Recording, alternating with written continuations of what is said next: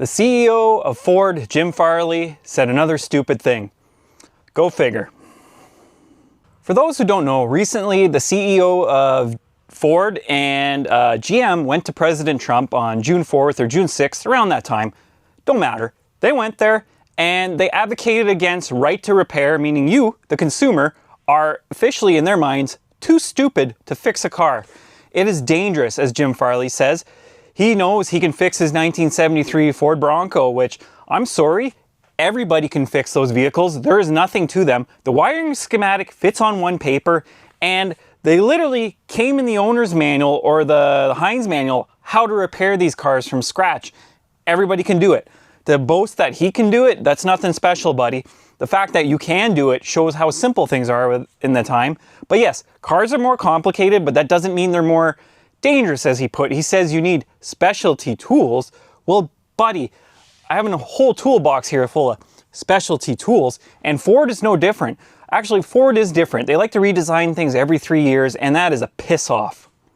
Now, these two CEOs approached Trump and said, we're fighting against the right to repair, and even had Trump questioning. You can find the quote online. I'm not quoting Trump, but it had him questioning what the hell these guys are talking about. And again, CEO of Ford and GM think you're too stupid, and basically they want to control all the repairs on your vehicle even after warranty, which is why they're fighting so hard against this right to repair. Louis Rossmann has tons of good videos. There's tons of good videos on the internet. I really hope manufacturers never go the route of John Deere. Again, a lot of people, you got to do research on this. John Deere fought against farmers for years, and they're still continuing to fight against them. It's unreal. These cars, they're not that complicated in my mind. And the reason I say that is I've had 10 to 15 years to wrap my head around them. The problem we have today is you need that experience to work on cars. It doesn't make it any more dangerous. I can teach people, but you got to give them time.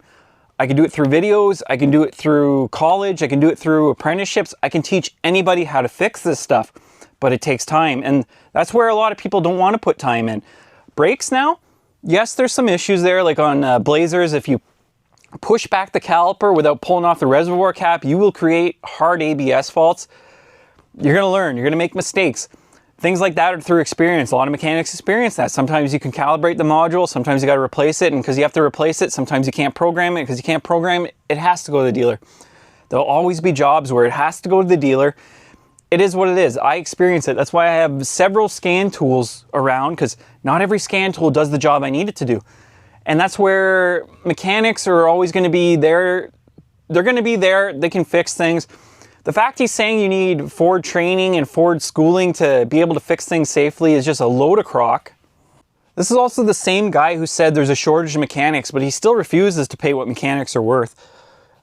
Out of all the industries, I've seen mechanics over the decades have to know more and more and more. The technology is evolving at such a fast pace. We're keeping up with LiDAR, forward mitigation, blind spot systems, wireless connect issues, GDI hybrids, electric, different fuels, conversions, everything under the sun that every other industry has, we deal with daily on a basis. You can't tell me that electricians have had to rethink everything they've had to do. You can't tell me plumbers have had to rethink everything they had to do. And you may not like that in the comments, but at the same time, you're telling me that fittings and connections, yes, they've changed over the years, but they're still the same thing. You can't tell me that friggin' port fuel injection is the same as GDI when they run at different pressures. There are different spots in the engine. That's a completely different system. That'd be like saying, okay, now we're running teleportation for your water system, and now that we're into friggin' quantum physics. No. Those trades, the procedures and the equipment to do things have changed, but overall, everything's still the same. Electricity flows the same way. Water flows the same way. Gas is still doing the same thing. You know what's not doing the same thing? Your car. Your car is completely different every 5 years. You tell me in those other trades that everything is completely different in 5 years. Same with carpentry. I built houses. That's the first trade I was in. I was building houses. And the products have changed. The devices we put in houses that changed. But generally, it's still the same process. So I'd probably trip if I got back into the industry, but in a few years, I'd be caught up to everything. So it's not hard. Try and take one of those other professions and put them in automotive. It's not going to happen. And it's still my opinion, an automotive tech needs to be at least 75 Canadian and at least 60 American. That's just basics, and it's so weird. I remember when I was dealing with the College of Trades here in Canada and dealing with local people in my city, they always complained that apprentices cost too much money and this and that. Well, the other industries, apprentices, awesome, they welcomed them. They paid them a decent wage. In automotive, they don't. Maybe that's why you have a shortage of 600,000 plus mechanics and 50,000 plus in Canada, is because they view automotive technicians way differently. And it just blows my mind, and I've been fighting it for years, and I'm working on it. I'm still working on it. That being said, I still think most of the automotive technicians, you need to move on to heavy equipment. You need to move on to better paying jobs.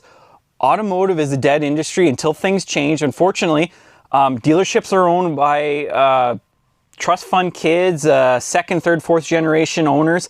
They're desensitized from the average person's plight and what things are going on in the industry. At the end of the day, in those situations, you're a number. I've experienced it 3 times. I've been at 3 different dealerships. You are a number. No matter how good you are, at the end of the day, you're replaceable. A lot of time when you make that amount of money, they actually kind of hope you quit because they think they're paying you too much. And if they could put 2 apprentices who are, you know, at the end of the day, they're not skilled, but they can still get through warranty work, in their mind, they just made double the amount of money. Doesn't matter how much you produce, you're a number at the end of the day. Now, I'll give you an idea here. I went from automotive to wind turbines. Now I'm working underground, and I'm an underground heavy-duty mechanic. And the company I work for is friggin' awesome. I will always say that. And I talk to other OEMs. I talk to company guys at the sites I'm at. You know, there's always going to be a little here and there, but generally they're a lot happier, especially when they know where automotive is, where truck and coach is here in Canada. They are happy because they know how bad things can get. And a lot of the guys say, I couldn't do it. Automotive's too stressful. It's incredibly stressful. Like, we don't think about it at the end of the day, but we have lives on the line. You don't think about the personal issues going on in a person's life when they come in and they have a repair they can't afford. It's tough. You have to be you have to be hard in this industry. You got to have thick skin. You got to be a lot of things. You got to desensitize yourself to make it in here. And a lot of dealerships really hope the mechanics become desensitized because they don't want to give things away. You know what? I remember every time being in a dealership, the service advisor would ask me to discount my labor before they would discount parts or discount labor on the end of the dealership. Isn't that wild? Isn't that like someone coming up to you and say, you know, this customer can't afford to eat and you're working an 8-hour shift. What if you work 7 hours? This person coming in can feed. They can afford to eat. I would just look at the diner owner and be like, how about you just cut the price of the damn food in half and give it to them? No, but they always ask the mechanic. That's automotive in a nutshell. It's always on the mechanic to give the deals, on the mechanic. The mechanic is always the first one to get blamed. Everybody at the front will throw the mechanic under the bus, and when you start realizing that dynamic, you realize how shitty automotive is. So I will always keep saying in my videos, become a heavy-duty equipment mechanic. Anyways, sorry for this rant. Lance Mechanics, have a good one.